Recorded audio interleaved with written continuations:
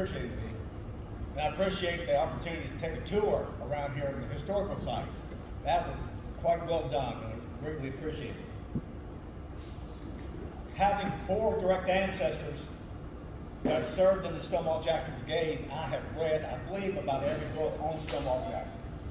And of course, all of them end with his death in May of 1863. Most state that when he died, left a daughter, 6 months old, and a widow. But you go to any battlefield, any museum in Virginia, none of the Park Service persons can tell you what happened to his daughter, what happened to the widow of Stonewall Jackson. On a tour of Stonewall Jackson's house in 2005, there was me and one other person on the tour. Halfway through the tour guide said, Stonewall Jackson had one daughter that lived to adulthood. She married, and there were grandchildren and great-grandchildren of Stonewall Jackson.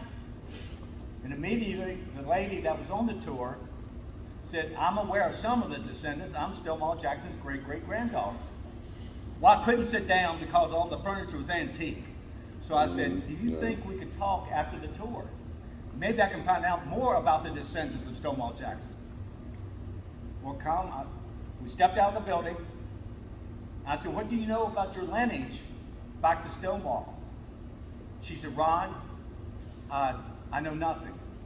I was 6 months old when my father was killed in World War II. That would have been the great-grandson of Stonewall Jackson. I spent 3 hours with him. We went up to the Virginia Military Institute. On the way home, I thought, still, I don't know enough about the descendants. So after 8 years of research, I'm going to share some of the highlights of what I found.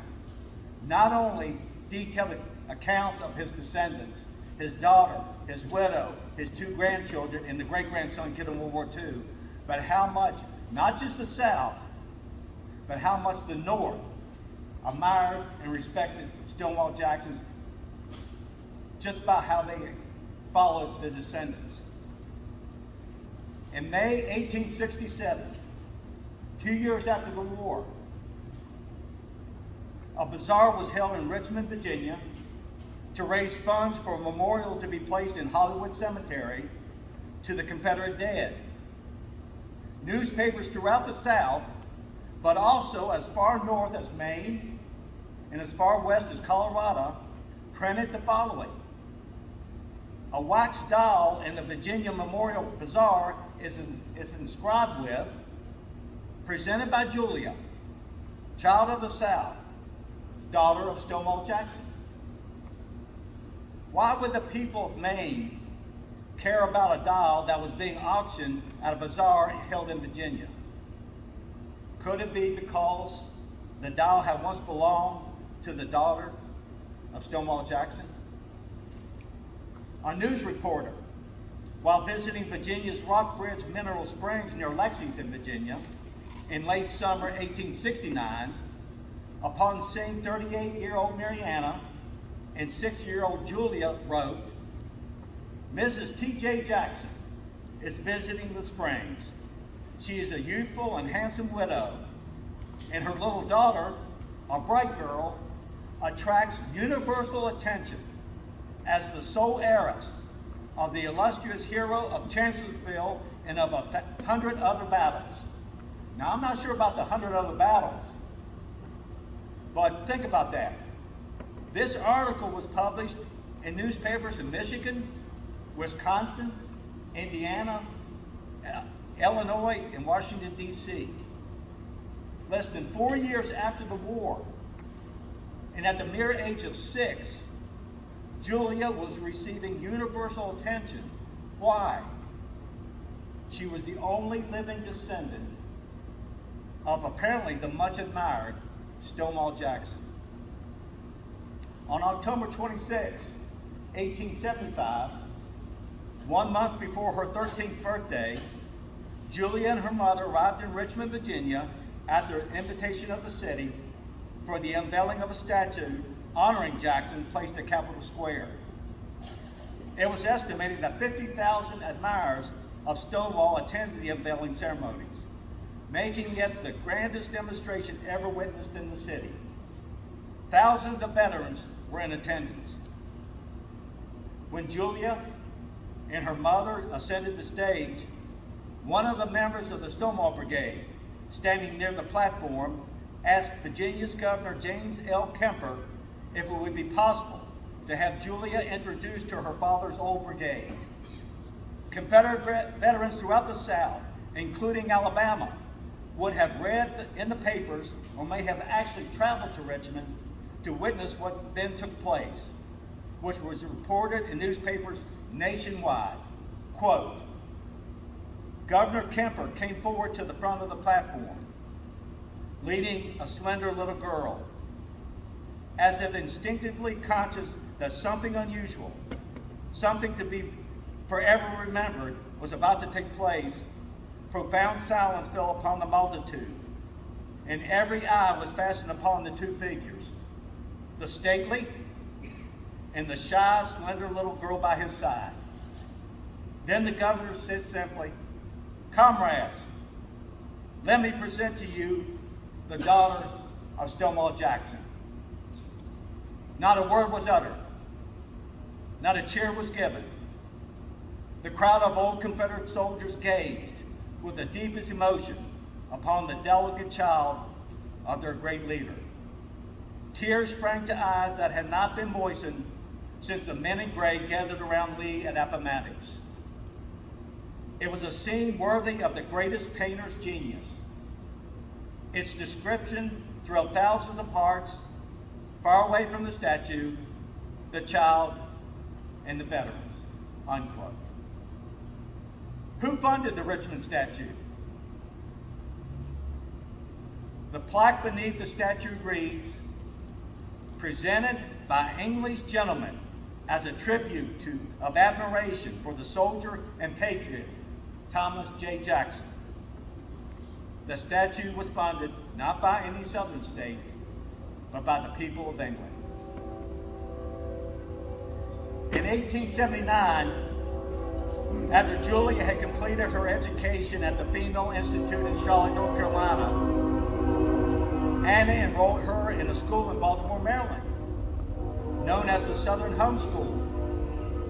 When word got out that Stonewall's daughter was in Baltimore, newspapers in Massachusetts, Maine, Ohio, Michigan, Wisconsin, Indiana, West Virginia, and as far west as Arizona, Nevada, and California published the following.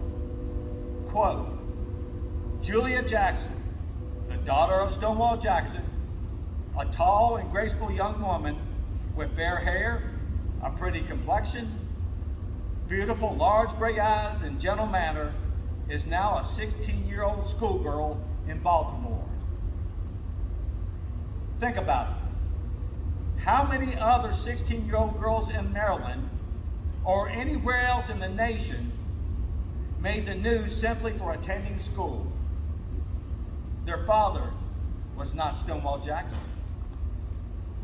June 1880, 17-year-old Julia and her mother were honored guests in Winchester, Virginia, where Julia participated in the unveiling of a monument honoring Maryland Confederate soldiers killed fighting on Virginia soil. Newspapers in the northern states of Pennsylvania, New York, Indiana, Illinois, Ohio, and Iowa reported on the attendance of Stonewall Jackson's widow and daughter. One journalist who witnessed the event penned the following of what he saw and what he heard. Quote, in the meanwhile, the stand was quickly filled. Mrs. Jakson and her daughter retired to a far corner. When it became known among the people outside the speaker's stand that Stonewall Jackson's widow was sitting thereupon, a request was made for her appearance in front so they could see her, which resulted in Governor Holliday going to Mrs. Jakson. I heard him say, "They are your husband's soldiers who ask it." And she said, "Well, I ought not refuse them." Governor Holliday then stepped to the front and said, "Soldiers of the Stonewall Brigade, your commander's widow will grant your most natural request. She and her daughter will now come to the front." Such a cheer rang out. But when the sweet matron and her lovely daughter appeared, one with eyes suffused with tears and very pale, the other with a noble light in her eyes and a soft flush on her bright young face, the cheer was hushed. Every hat was lifted high in the air, and so remained for about a minute as the two survivors of their idolized general stood before them. Mrs. Jakson bowed in return, followed by her daughter. Then the hats were lowered, a dead silence, which I well understood, unquote. December 1881, Julia had just turned 19. She traveled to Atlanta, Georgia to attend the International Cotton Exposition, and this was like the World's Fair. The exposition contained exhibits from every state in the Union and 7 foreign countries. Newspapers in the North, including but not limited to Chicago, Philadelphia, and Bar Harbor, Maine, and as far west as Santa Cruz and Sacramento, California, published the following article addressing one of the grand ceremonial balls held during the exposition. Quote, "This was not an event requiring the aid of general orders, but was a spontaneous ovation from friends and admirers to the lovely daughter of one of the grandest men of all history. The most significant fact tendered to Miss Julia Jakson, the daughter of Stonewall Jakson, was that not a state in the Union was unrepresented among those who came freely to offer to her their tributes of esteem and reverence for the valor and memory of her illustrious father. Miss Jakson was, of course, the focus of all eyes and was the recipient of many compliments," unquote. Thousands of young women would have attended the exposition, which lasted 76 days, but no one garnished more attention and press coverage than Julia, the only living descendant of Stonewall Jakson. On June 2nd, 1885, at the Second Presbyterian Church in Richmond, 22-year-old Julia Jakson wed 29-year-old William Edmund Christian, a grain merchant and son of a Methodist minister. He would later become a well-known journalist, and remember that, he would become a journalist, working in offices in New York and Washington, D.C. A lengthy description of Julia's wedding and even gifts that she received, including from Alabama Confederate veterans, was published nationwide, including in the New York Times, the Philadelphia Times, Boston Herald, and Washington, D.C.'s National Tribune. This was put in the papers. Quote, "The survivors of the 3rd Alabama Regiment, which served in General Jackson's command, have sent the prospective bride a handsome present consisting of a silver service of spoons and forks, half-dozen large spoons, half-dozen forks, and a dozen teaspoons. Each article is engraved with the initials of the young lady, J.T.J. The present is enclosed in a beautiful satin-lined box, and on the outside of the case is placed a shield of silver bearing the inscription, Julia T. Jakson, from the surviving members of the 3rd Alabama, ANV, Army of Northern Virginia. A note accompanying the present asks Miss Jakson to accept the present as a slight testimonial of the esteem in which she is held. And with it is coupled the assurance that the memory of her immortal father is still fresh in the heart of every member of the 3rd Alabama Regiment. In the Washington, D.C. paper, it also described 2 of the wedding gifts. Quote, Mrs. Julia Jakson Christian, daughter of General Stonewall Jakson, has written a grateful letter acknowledging the set of china plates sent her as a wedding gift by the Mobile Rifles. Also, the beautiful case of silver sent her by the 3rd Alabama Association. This is how well the Alabama Regiment knew Julia.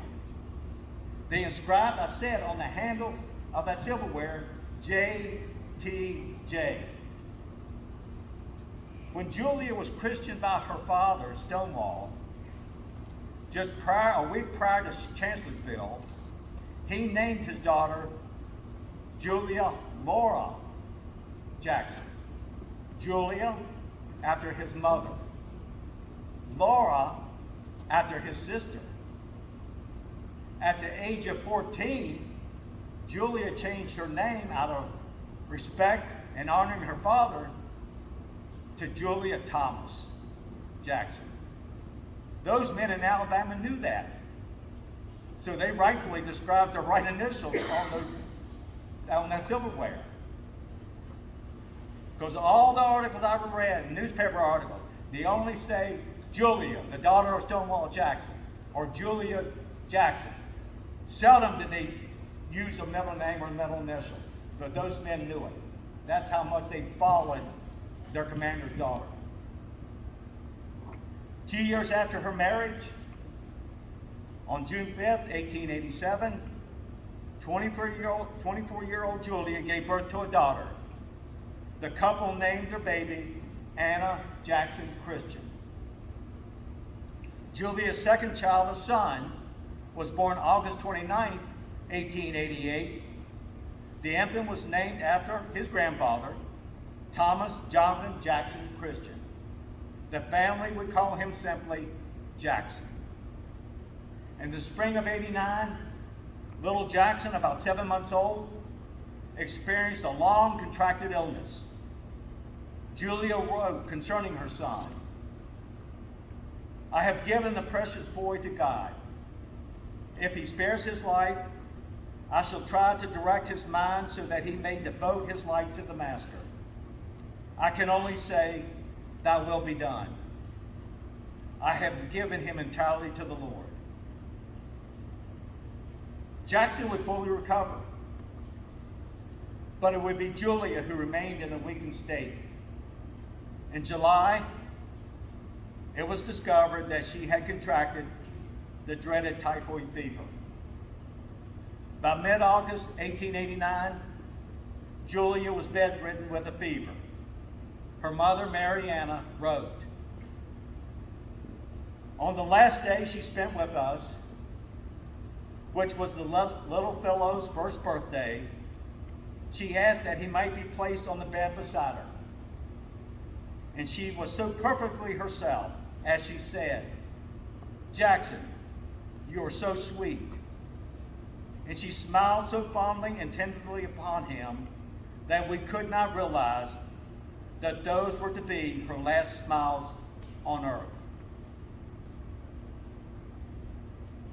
Julia Jakson Christian, the only child of Thomas Jonathan Stonewall Jakson that had survived to adulthood, died at the age of 26 on the morning of August 30th, 1889.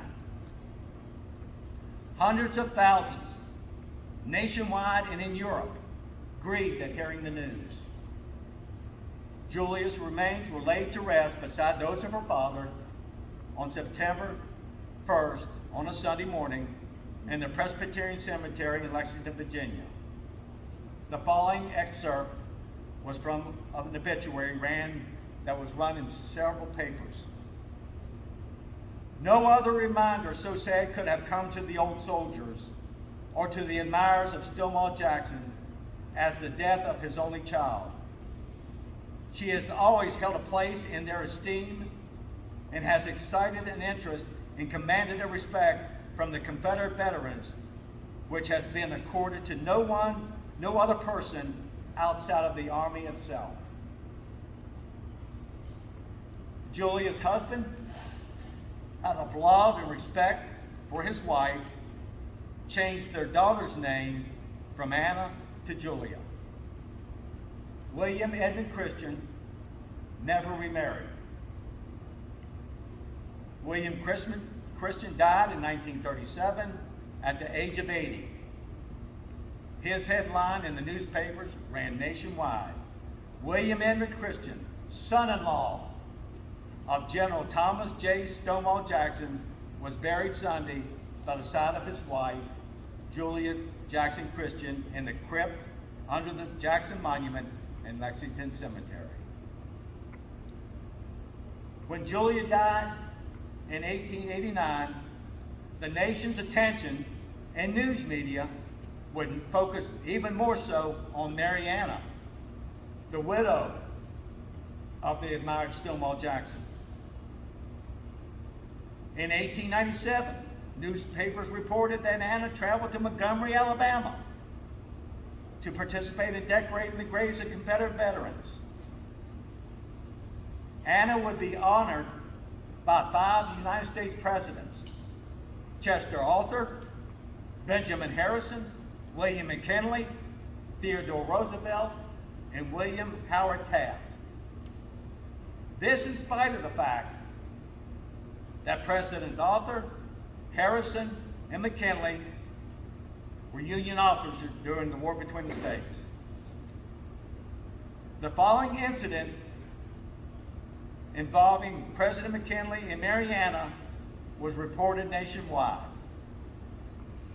In early February 1899, it was determined that Mary Anna would represent North Carolina's Mecklenburg chapter of the Daughters of the American Revolution, DAR, at the National Convention in Washington, D.C.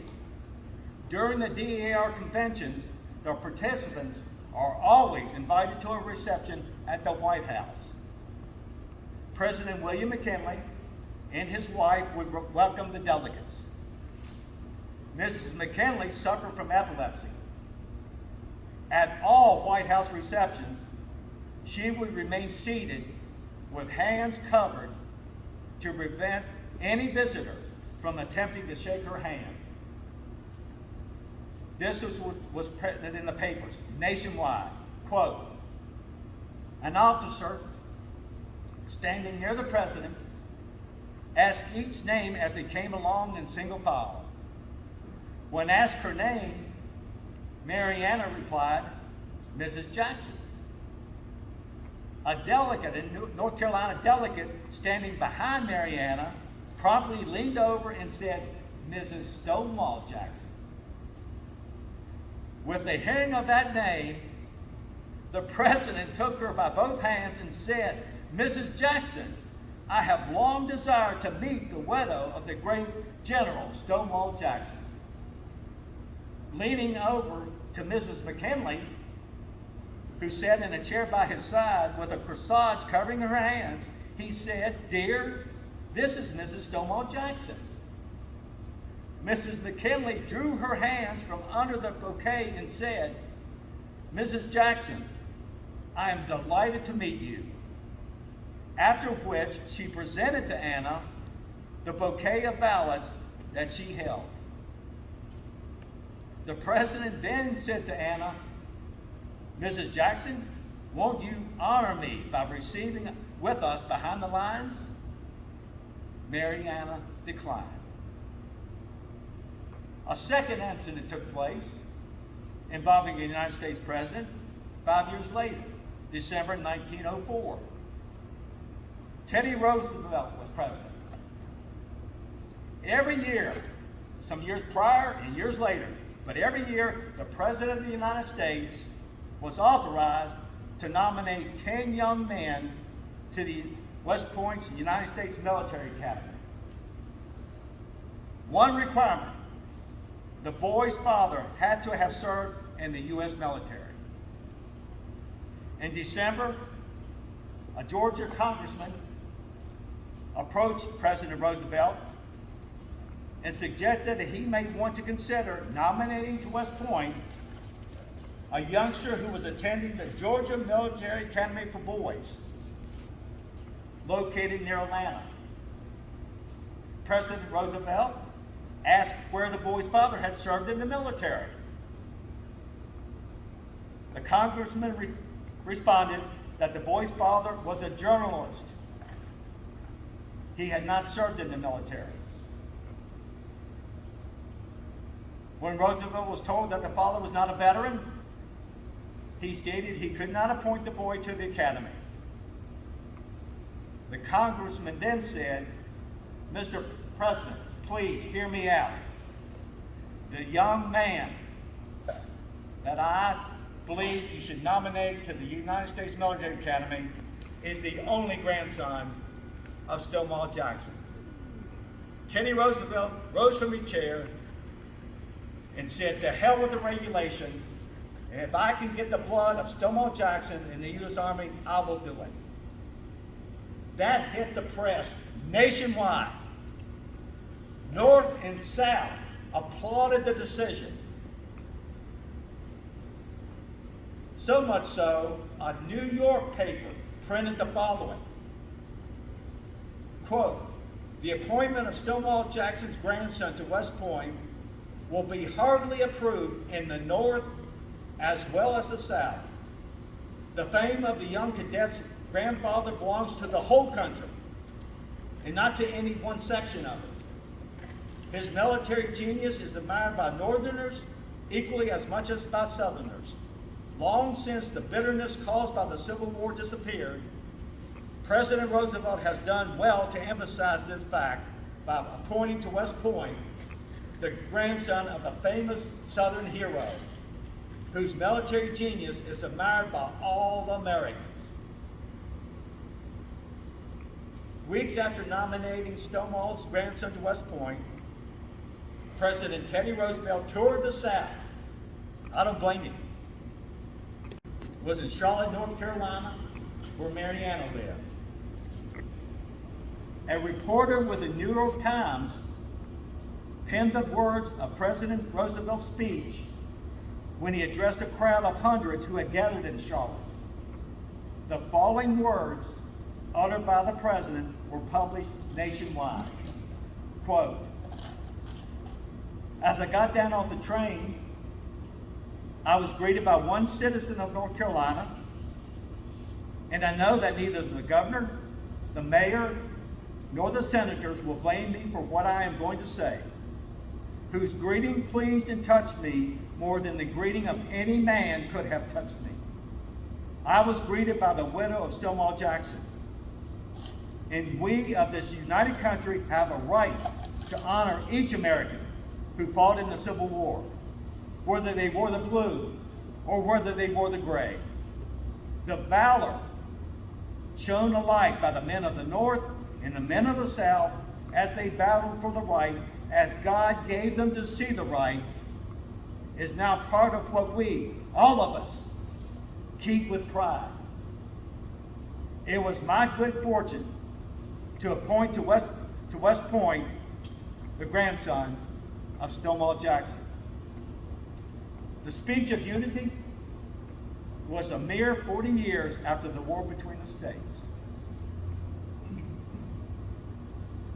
After graduating from the military academy in Georgia, Jakson Christian, the grandson, attended the Virginia Military Institute for 1 year prior to entering the military academy at West Point in 1906. He graduated from West Point in 1911. Anna had planned on attending the ceremony. Whether she was able to do so is not known because of her health. 4 years later, on the morning of March 24th, 1915, Mariana Jakson, having contracted pneumonia, died at the age of 83. The news of the passing of the widow of the Confederacy spread like wildfire nationwide throughout Europe and Canada. Anna's granddaughter, Julia, penned the following regarding her grandmother. She moved among people who loved and revered her and for her own sake. But she seemed completely unconscious of this and never let anyone forget that hers was a reflected glory and that all honor was due to her husband's memory. She lived for 50 years a widow, possibly one of the most loved and respected women of her day. Anna Jakson believed that her grandson's desire to be a soldier in the United States Army was a tribute that means more to her than the country at large realized. It was a symbol of a united nation. Mary Anna Jackson's remains were laid to rest in Lexington Cemetery beside her husband and near her daughter, Julia, on March 27, 1915. The nation's admiration of Stonewall Jakson would not subside with the passing of his widow. News sources would continue covering his only grandson. In 1914, 1 year before Mary Anna's death, Jakson Christian married Bertha Cook, the daughter of a U.S. Army officer he met while a member of the 7th Cavalry stationed in the Philippines. In March 1916, Christian's cavalry unit was assigned to New Mexico to fight Pancho Villa if he crossed the line of the American border. February 1917, newspapers reported Lieutenant Jakson Christian has been ordered to Fort Collins, Colorado, to become professor of military science in the Colorado State College. His new position shows him to be following in the footsteps of his illustrious grandfather, Stonewall Jakson, in that he goes to teach his profession in a military school.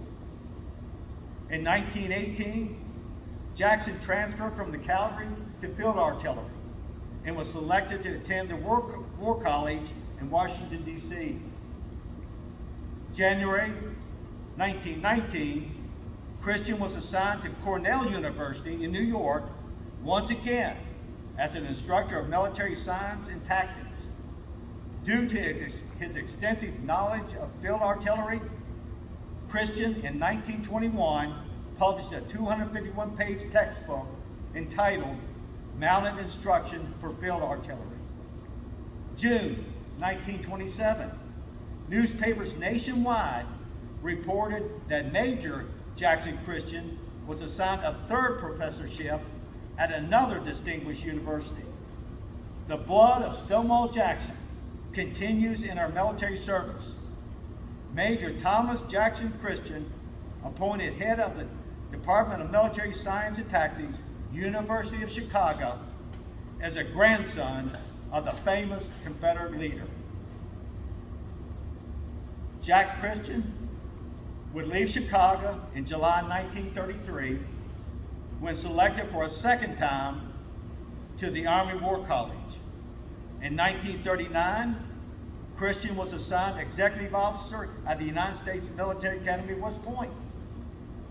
2 years later, he was promoted to rank Brigadier General, which was reported nationwide with the headline, "Grandson of Stonewall Jakson gains the rank of general."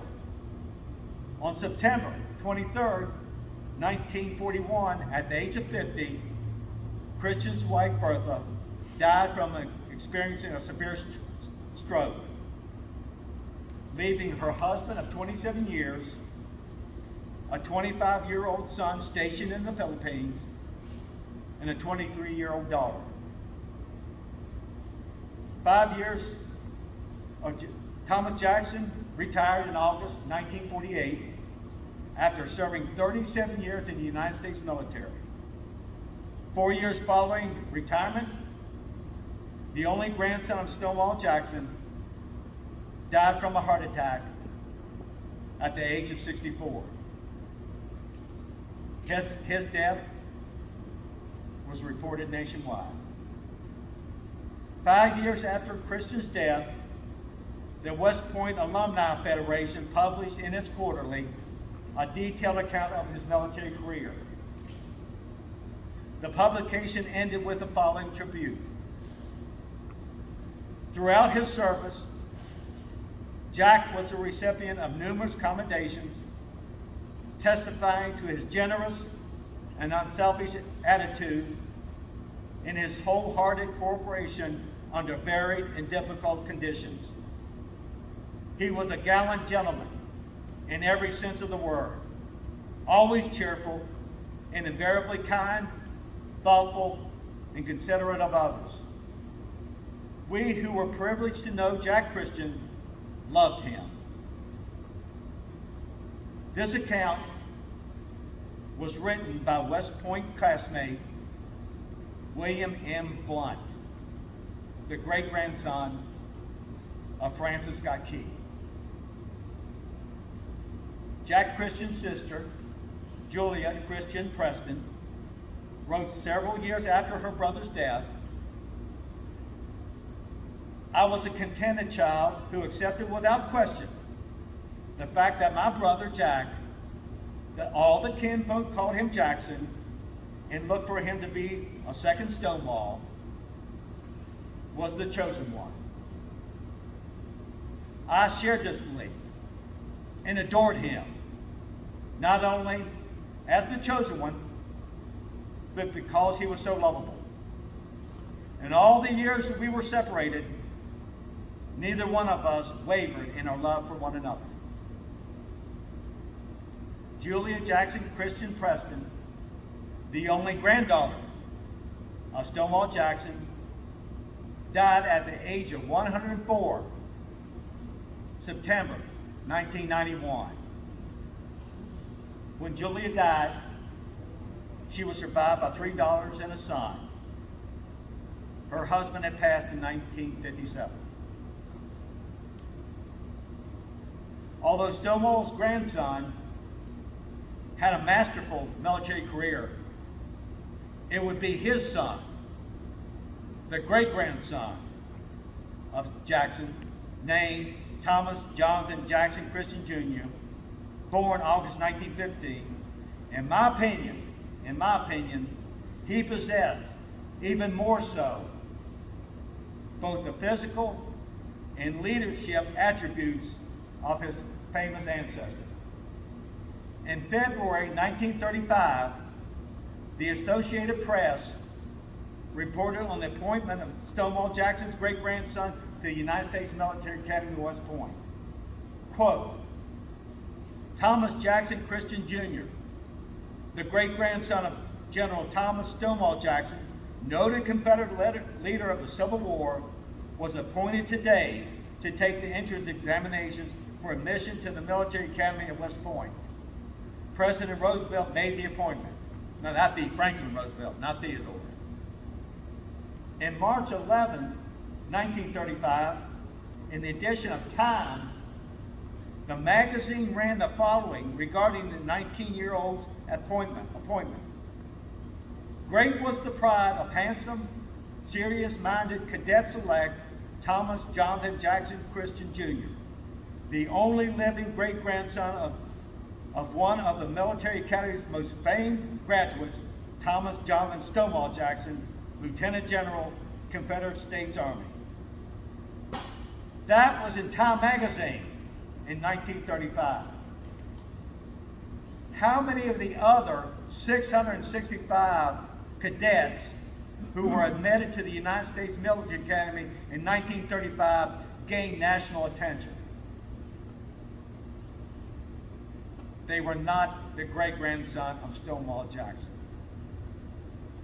Thomas J.J. Christian Jr., known as Jack by his fellow cadets, graduated in 1939 in the top 10% of his class. After completing flight training in Texas, Jack Christian Jr. was assigned to the Philippine Islands, where he survived the crash landing of a B-10 bomber in May, crash landing of a B-18 bomber in August 41, in the Japanese surprise attack bombing of Clark Field, December 7, 1941. In February 1942, he was forced to bail out of his P-40 Warhawk fighter plane at night during a severe rainstorm over Timor Island in the South Pacific. 2 weeks later, Jack survived the Japanese bombing of the Darwin airfield in Australia. While stationed in New Caledonia in July 1942, he was promoted to Captain, Army Air Corps. The following article was circulated throughout the United States. Quote, "In tradition, it may be said, Stonewall Jackson's famous foot cavalry has taken wings.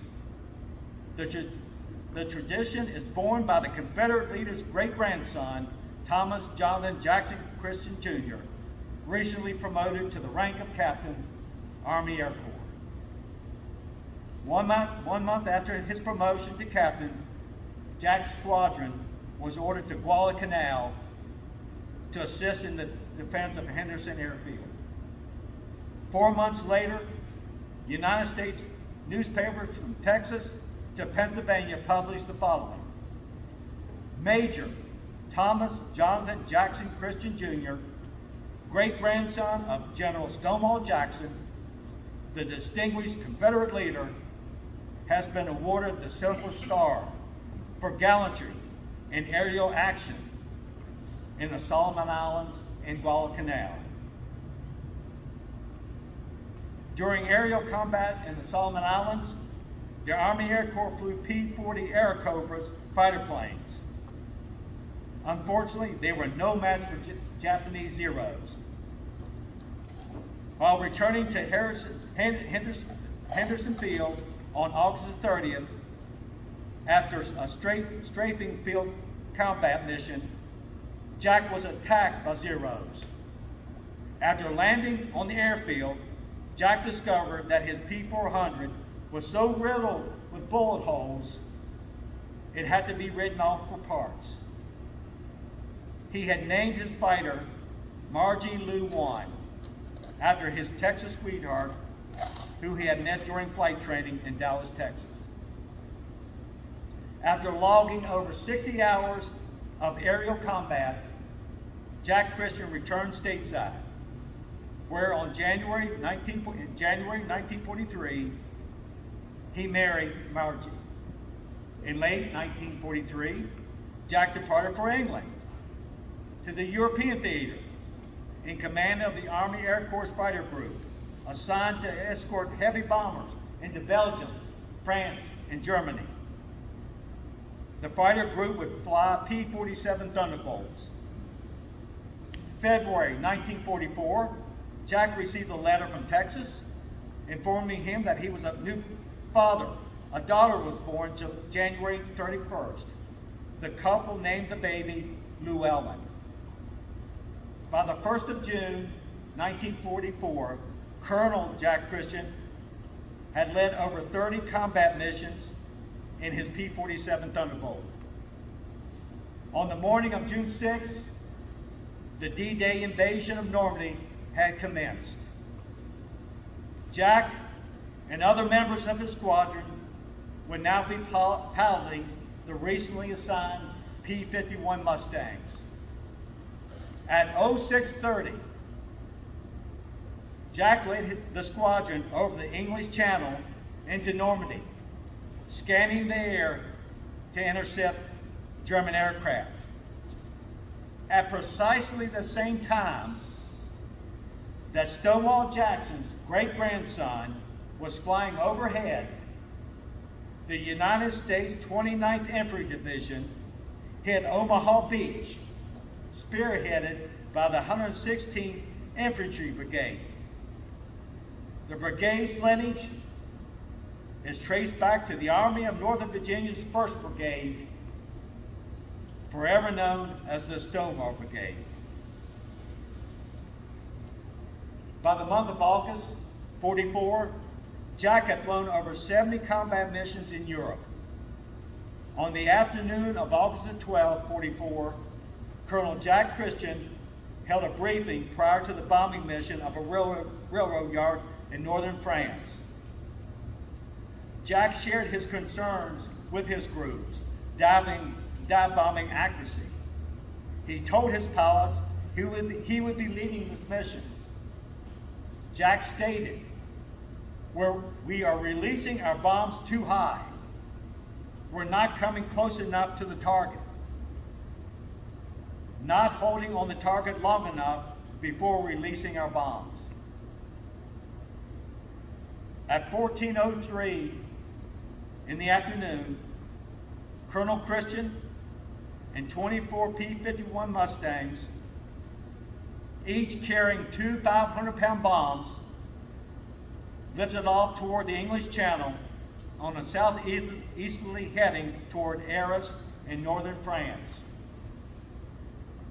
Reaching their assigned destination, although the landscape below was partially shrouded in haze, a large number of boxcars were sighted as the Mustangs approached the railroad yard and their target. Colonel Christian prepared to lead one flight down to bomb the stationary freight cars. His wingman, Second Lieutenant Robert Bain, described what happened next. "We approached from the northeast direction at an altitude of 11,000 feet. We circled the target, receiving instructions from Colonel Christian to make the bomb run from the south to the north, pulling up to the left after bombing. We were then in string formation. My position, number 2, trailing our leader. Colonel Christian executed a half roll in split S with an altitude of 1,000 feet. I watched his descent to at least 6,000 and then made my dive. Pulling out at 3,000 feet, I banked left and climbed to 6,000 and looked for our leader. The number 3 ship pulled near me, but neither he nor I could find Colonel Christian. I repeatedly called our leader over the radio, but never received an answer. It was determined that the explosions from his own bombs had torn the right wing from his Mustang, causing the plane to crash a quarter mile from the target. At 15:03 hours on the afternoon of August 12, 1944, the 28-year-old great-grandson of Stonewall Jakson was killed. The following Associated Press headline ran days later. Colonel T.J. Jakson Christian, Jr., great-grandson of General T.J. Stonewall Jakson, has been killed in action. When he was killed, he left a widow and 6-month-old daughter, Llewellyn. When Stonewall died, he left a widow and a 6-month-old daughter named Julia. Colonel Jack Christian's remains were buried by Germans in a World War I British cemetery in northern France, where they remain today. Years after her husband's death, Margie would remarry. But in 1962, she, with her 18-year-old daughter, Llewellyn, traveled to Lexington, Virginia, to visit the cemetery where her husband's ancestors are buried beneath the Stonewall Jackson Monument. Later that year, although her late husband's remains were buried in a European cemetery, Marjorie requested and paid for a granite stone plaque to be placed at the foot of the Stonewall Jackson Monument to honor her husband as an American hero and as the great-grandson of Stonewall Jackson. Margie died December 1984, age 66, from cancer. In 2004, Colonel Christian's daughter, Llewellyn, initiated support in the Texas legislature for a monument to be erected in the Texas State Cemetery in Austin to honor her father in the state where he completed his flight training, instructed cadet pilots, and where he was married prior to deployment to England. The monument lists his military awards and also recognizes him as being the great-grandson of the Confederate General Thomas Jonathan Stonewall Jackson. In 2005, Llewellyn, now 61, returned to Lexington, Virginia. Upon entering the Stonewall Jackson Memorial Cemetery, she walked to the monument in the center of the cemetery, peered up at the statue of her great-great-grandfather. Her gaze drifted down to the stone plaques identifying those interned under the monument. Thomas Jonathan Jackson, Stonewall, Lieutenant General, CSA. The second plaque read, Marianna Jackson, wife of Stonewall Jackson. Walking to the left, two more plaques came into view. One identifying her great-grandfather, William Edmund Christian. The fourth marker identifying her great-grandmother, Julia Jackson Christian, daughter of Stonewall Jackson. As she circled the monument, a fifth plaque identifying her grandfather, Brigadier General Thomas J. Christian. Her eyes then became affixed on the sixth plaque. Thomas Jonathan Jackson Christian, Jr., Colonel, U.S. Army Air Corps, killed in Arras, France, body not recovered. Wiping away the tears, Llewellyn left the cemetery, walked down Main Street to the Stonewall Jackson house. While waiting for the house tour to start, she purchased the book, Stonewall Jackson, the man, the soldier, the legend. It was in that little bookstore that I met Llewellyn Christian, the great-great-granddaughter of Stonewall Jackson. Thank you all.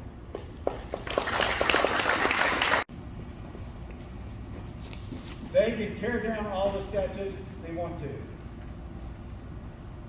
but they better not touch those. I was determined of what we've seen now for how many years. Stonewall Jackson on the left, Thomas Jonathan Jackson Christian Jr. on the right.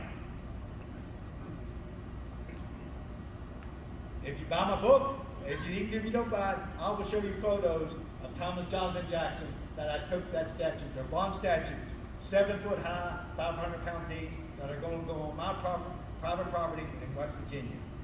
I dare somebody come on that private property and defend the statues.